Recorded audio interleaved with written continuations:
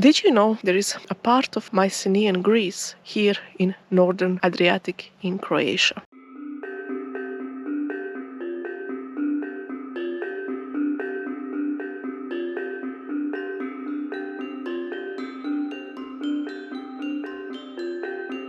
So this is one of the hillforts where inhabitants used ways of construction that are quite comparable with those in Mycenae. This place is also called, among people, Istrian Mycenae, or among archaeologists, that is. There are some megalithic stone blocks, huge walls.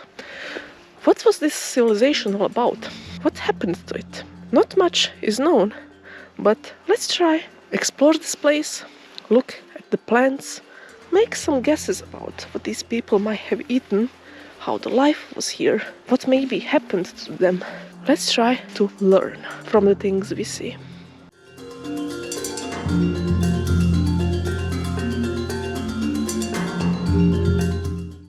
This is a very ancient hill fort that is often compared to Mycenaean Greece because of the way it was built and, of course, the time frame it was in. Probably they had some connections with Mycenaeans, trading and other stuff here on the northern Adriatic, pretty far from Greece. And imagine that. Here, on the very top, there's a big old oak tree. How surprising. Recently, whenever I get anywhere, I just find the ancient oak tree somewhere in the middle of the forest or on the very top of the hill fort, or ancient place or monument. Unfortunately, sites like these do not bring a lot of money from tourism, and this is what happens. This is a board that should explain what was here. It got bleached by the sun and destroyed by the wind, I guess. Never repaired. Maybe I can return it. I'll see how it goes. Before we go any further, let's briefly pause and talk about what was discovered during official research when it comes to diet of people who lived here. You can freely skip this part if you find it boring, but I really need to share this. One of best papers for this is published by Archaeological Museum of Istria as Monkodonja 3. There is huge amount of information there about many aspects of the life on this hill fort, but let's just briefly mention the food part. Judging by the finds, it seems that huge part of the diet here was meat from domesticated animals, and only a tiny portion was from wild animals. Grapes were found in large quantities, but we need to remember that most wine and best parts of meat were reserved for the elite living in the upper part of the hill fort, which was also backed up by the research finds. Elite upper part of the hill fort is nothing new, and it is standard even in later as well as earlier settlements across the world. The more high up in settlement meant more high up in social hierarchy. Which reminds me of certain game character from Skyrim, who all that played will immediately remember, together with his famous line in condescending tone, "Do you come to the Cloud District very often?" Oh, what am I saying? Of course you don't. Which of course is his way to imply he belongs to upper class from upper parts of the town, and you don't. I better move on before I start playing Skyrim again. When it comes to plants, the paper says they grew emmer and einkorn, furrow barley and millet as the main cereals, perhaps oats too, lentils, peas, flat peas and beans were the main legumes consumed. Possible vegetables are purslane, some forms of leaf and head cabbage, kale and various others. Further, some herb plants and healing plants, for example St. John's wort, were identified. Acorns and blackberries and raspberries represent the wild fruits that were collected. There is so much details here, but we cannot possibly cover it all in short time, so I will just stop here and invite you to read this. This is truly one of the most detailed and well-described papers on similar topic for this region I have ever found. Let's move on to our exploration with a reminder. Plants I am finding and the thoughts I am having about it are just a speculation, and I would leave it to professionals to judge on how likely my assumptions are.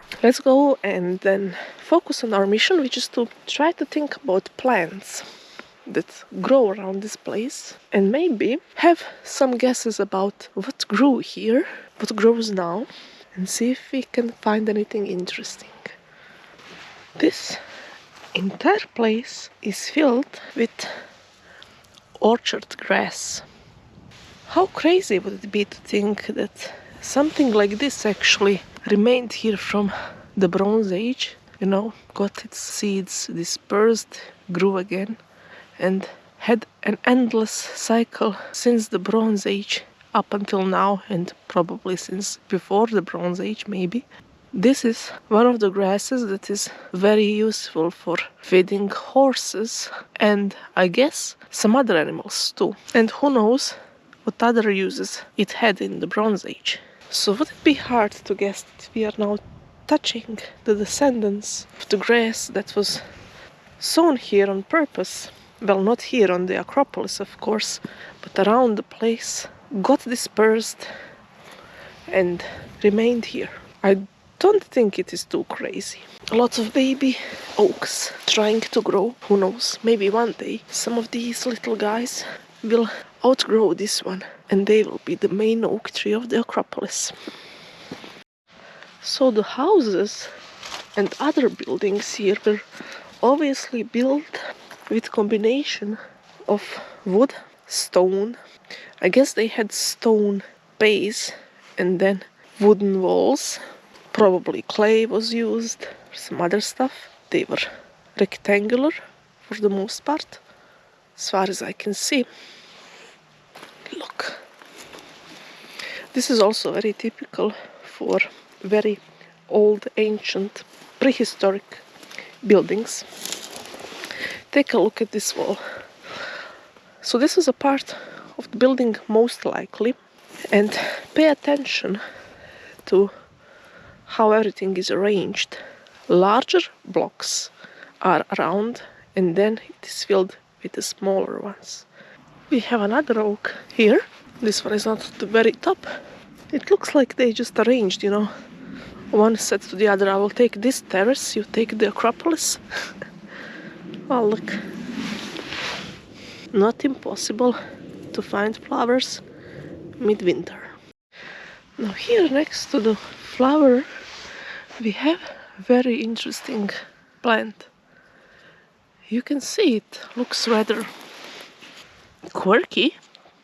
Even more interesting are the names by which it is usually called in various parts of the world. So they are called love in the mist and also devil in the bush. Now what does love in the mist have to do with devil in the bush? I'm not really sure, but there is also a third name. It's called ragged lady. I'm pretty sure this plant has some interesting stories and legends to tell. Maybe I will come visit it in spring to see what is it all about. I'm not even sure what it looks like when it flowers. The seeds, I believe, are already dispersed. But in Middle East, they are adding or used to add its seeds to flour to make bread of because of its flavor, something between oregano and nutmeg. Which makes me think, Middle East, Fertile Crescent, ancient civilizations. Is this also one of the plants they used and just survived here from the Bronze Age on?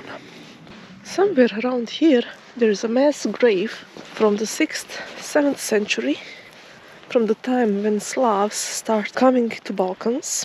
A lot is unclear about Slavs, the way how they came, how violent or not it was. Was it more assimilation and gradual thing, or was it more filled with warfare?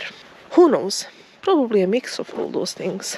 As you can see, walls are quite huge, very wide, and of course were much taller when they were in full shape. A lot of parts have megalithic blocks on them, some less than the others, and what do you know? An oak tree next to the wall. And of course, here we have a bunch of winter savory. Why, of course? Because whenever I visit any kind of hill fort, I always find these plants. They are all over the place. They have such nice, fragrant, herby flavor. They are quite famous spice, can be used for a lot of things. And I did find information Romans were using it. I am not quite sure about the people before, but you know, these plants grow here naturally, and I don't think that any member of any civilization or culture would smell this and say, ah, I'm not going to use this for anything. So yeah, I believe this was also cooking in ancient Bronze Age pots, and maybe even before that.